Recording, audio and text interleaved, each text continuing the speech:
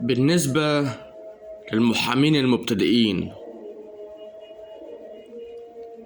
أي مكتب في ظل الأسعار المولعة نار اللي احنا فيها دي يديلك مرتب أو يتفق معاك على مرتب أقل من 3000 جنيه ما ترضاش، لأن انت بعد 4 سنين جامعة صرفت فيهم مصاريف متلتلة وتعبت وتعذبت فيهم، ايا كان تقديرك، ايا كان،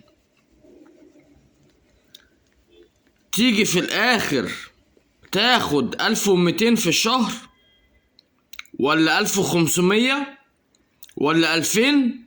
حرام. اقل مرتب دلوقتي المحامي مبتدئ 3000 جنيه،